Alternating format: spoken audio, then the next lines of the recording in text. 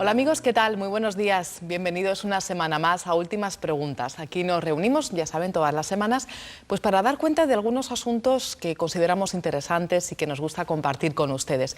Hoy, por ejemplo, vamos a hablar de un tema que ya hemos abordado en el programa a propósito del 50 aniversario del Concilio Vaticano II, pero no lo hemos hecho de la manera que lo vamos a hacer hoy, porque además tampoco es un tema que se haya estudiado demasiado o que se haya tratado demasiado. Pero ahora sí, la persona que nos va a acompañar, Luis Fernando Vílchez, un libro que aborda el tema del concilio, pero desde la perspectiva de los laicos, de los seglares. Un libro que además el título ya de por sí es bastante sugerente. El concilio, un tesoro escondido. Relatos y experiencias de laicos. Bueno, pues es un libro que ha coordinado, que ha editado Luis Fernando Vílchez, en el que participan Joaquín Perea, Carmen Guaita y José Arnal. Y queremos conocer un poquito más, queremos hablar de esa presencia de los laicos en el ámbito eclesial a partir del concilio o desde el concilio. Y nos preguntamos si es que son un tesoro escondido, pero bueno, lo mejor que podemos hacer es leer este libro y ahora hacer como una especie de aperitivo con el autor, con Luis Fernando Vílchez, que ya ha estado con nosotros otras veces. Nos encanta eso. Luis Fernando, buenos días. Buenos días, María Ángeles, y buenos días a todos. Gracias por acompañarnos. Luis Fernando Vílchez, que es psicólogo, es profesor universitario y tiene además una amplia experiencia, porque además yo creo que es un tema que le gusta y que pone parte de su vida en ello, en conocer cómo se mueve la Iglesia, cómo nos movemos en la Iglesia. Y un poquito en esa línea va este libro también, ¿no, Luis Fernando? Va en esa línea, justamente. Este libro nace de una inquietud, de un deseo, de que la voz de los laicos estuviera presente también en alguna publicación.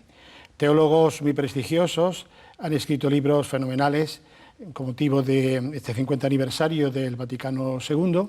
Yo he leído varios de ellos, me parecen fenomenales, pero a mi modo de ver, a nuestro modo de ver, por parte de la editorial que lo edita, San Pablo, también faltaba esta otra voz de los laicos, y es lo que hemos tratado de reflejar aquí. Por eso el subtítulo dice Reflexiones y experiencias de laicos en torno al Vaticano II. Lo hemos hecho utilizando una metodología cualitativa similar a la que se utiliza en la investigación básica de las ciencias humanísticas, con grupos de discusión. Son las voces de 100 laicos ahí, que han entablado discursos compartidos, y ese es el resultado fielmente recogido, analizado obviamente también y completado con algunos aspectos a los que nos podemos referir después. Sin ninguna duda el Concilio Vaticano II supuso una nueva presencia de los laicos, una nueva manera de estar presentes los laicos en la Iglesia. Esto generó muchas expectativas antes, durante y después del concilio. Pero yo no sé si se ha aplicado realmente toda la letra del concilio, o va quizá un poquito por ahí el título, un tesoro escondido. No sé si va un poco en esa línea, que todavía falta que afloren cosas. Yo creo que el mensaje del título es claro.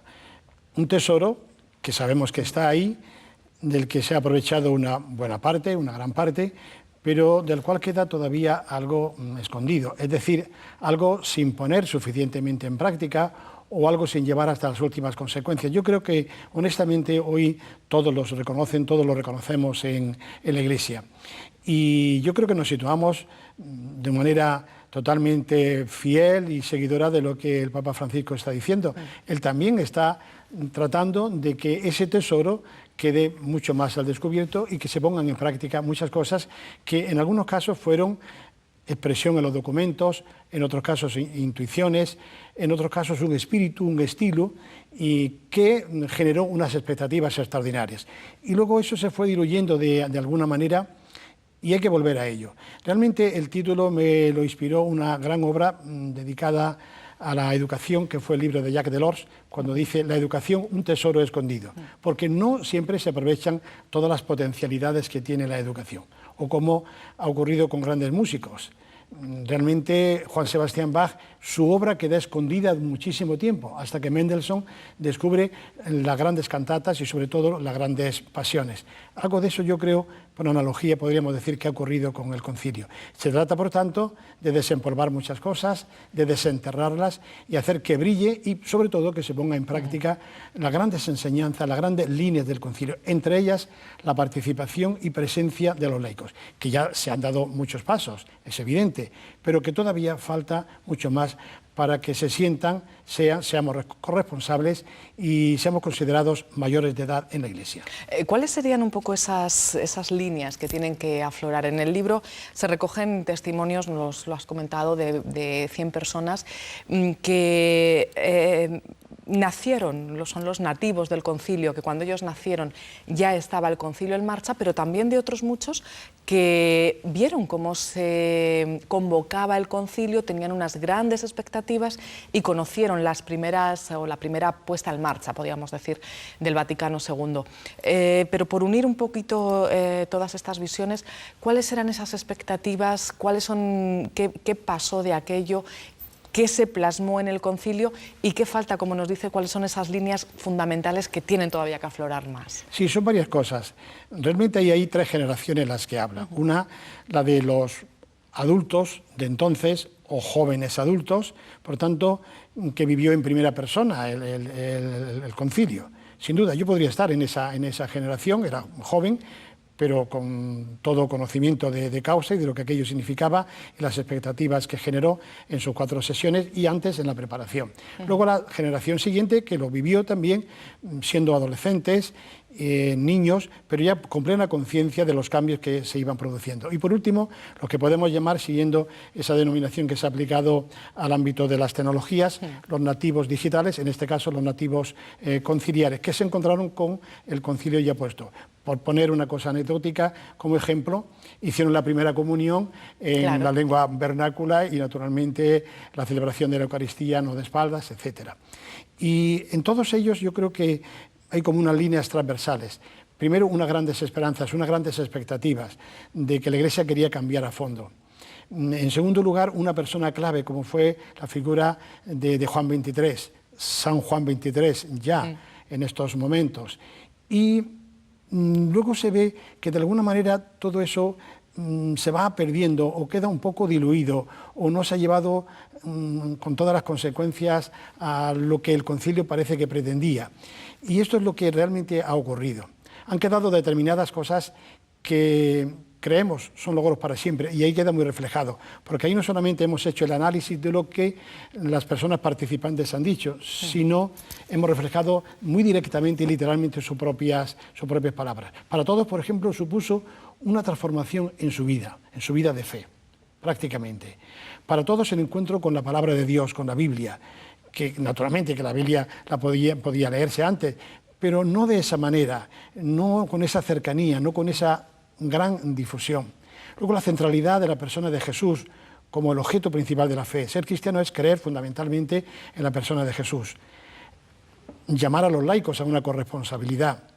La liturgia que acerca los textos y que la hace mucho más viva, que la hace mucho más cercana, más en consonancia con los sentimientos de fe de toda la gente. Luego, la apuesta del diálogo de la Iglesia con el mundo moderno. Es curioso que el documento que más ha quedado en la memoria de todos, porque la verdad es que no se recuerdan los documentos. Los laicos no recuerdan los documentos por su nombre. Y el que más recuerdan todos es Gaudium et Spes, que empieza con ese hermoso párrafo. Los gozos y las esperanzas de la Iglesia son los de los hombres de nuestro tiempo, o palabras que han quedado ya en el argot de los cristianos en la Iglesia, como la puesta al día, ese ayornamiento, o la atención a los signos de los tiempos. Bien, todo eso genera una serie de expectativas muy positivas, muchas de las cuales se llevan a cabo a través del tiempo, y de alguna manera es como una especie de guadiana que aparece y desaparece, o si pusiéramos una línea sería de tipo sinusoide.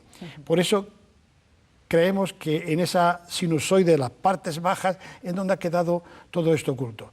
¿Por qué? Me planteas. Yo creo que a veces por falta de audacia, esa audacia que estamos viendo en el Papa Francisco, a veces por un cierto miedo al seglar.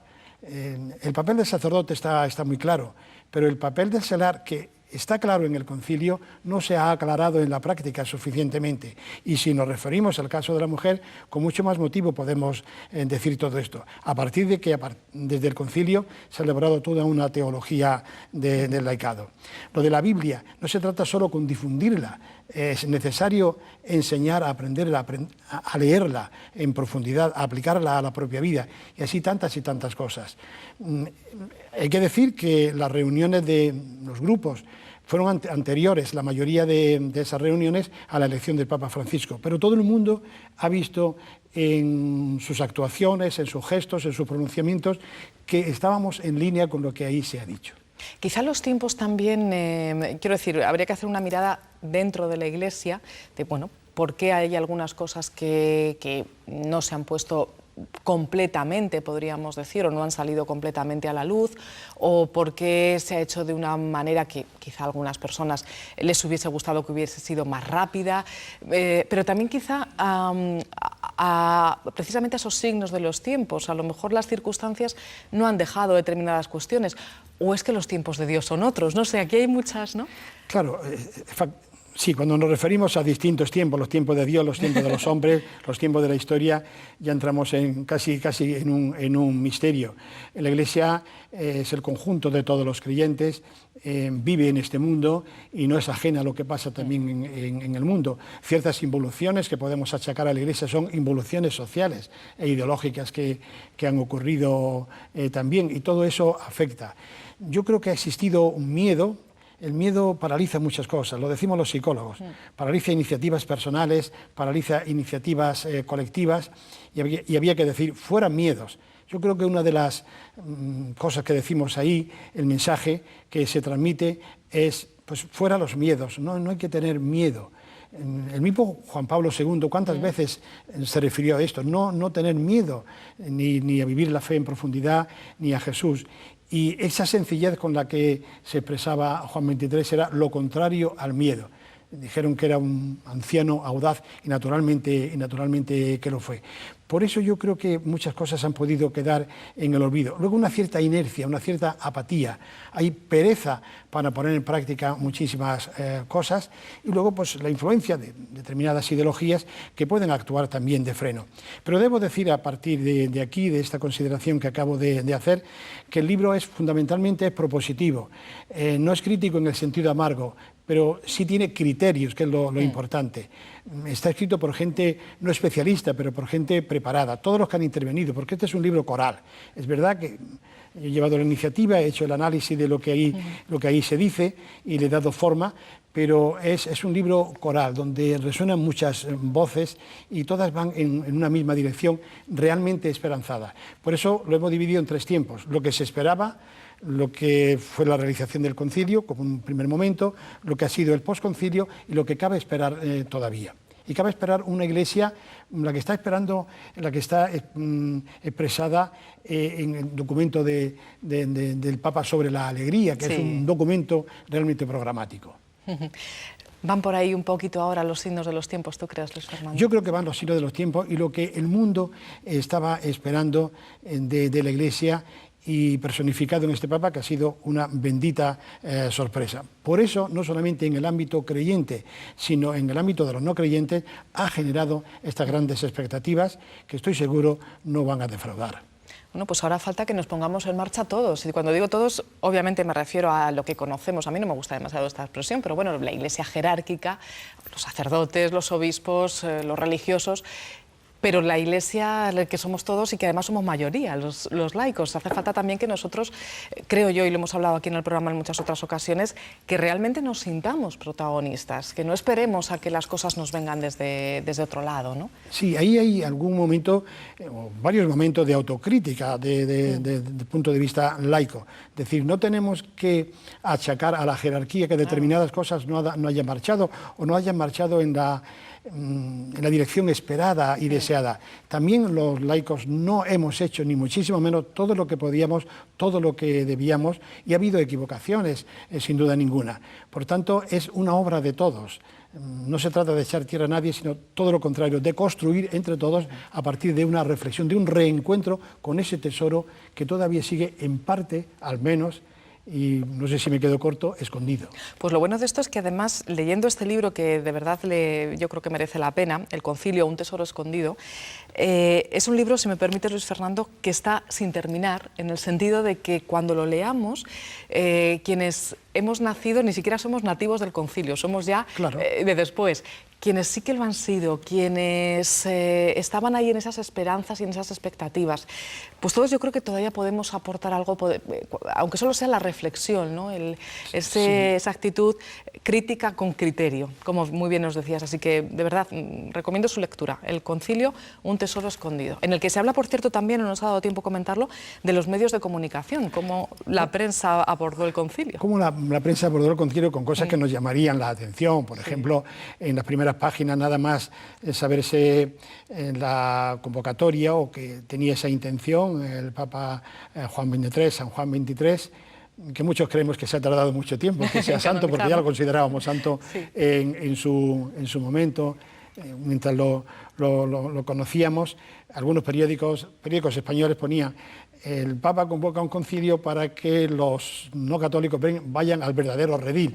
Naturalmente, después se empezó a hablar de hermanos separados, con otro concepto de lo que es el ecumenismo, que es otro de los logros, de las grandes aportaciones del Vaticano II y tantas otras. La Iglesia se ha enriquecido con todo eso. A todos nos ha ayudado a transformar nuestras vivencias de fe. Los relatos son muy expresivos. Vale la pena que los lectores se detengan en ellos, porque son curiosos, son experiencias de fe comunicadas, puestas en común y después sintetizadas para que llegue. Muchos se van a sentir identificados porque hay muchas edades ahí. Sin duda, sin duda. Pues El Concilio, un tesoro escondido, relatos y experiencias de laicos. Luis Fernando Vílchez, muchísimas gracias por habernoslo contado, pero sobre todo por haber trabajado en esta cuestión que yo creo que es tan importante y tan interesante. Gracias. Muchas gracias. Tenemos también la satisfacción de que los teólogos que han escrito sobre esto han escrito cosas similares a las que los laicos, sin ese conocimiento teológico, han dicho también. Y en la portada, permíteme decirlo, hemos procurado que, evidentemente, hay la alusión al Vaticano, el sitio, el lugar donde se celebra, pero están las siluetas de los laicos que somos Iglesia todos. Así es. Muchísimas gracias, Luis Fernando. Y nosotros vamos a disfrutar con otras cuestiones. En este caso, abrimos la mediateca.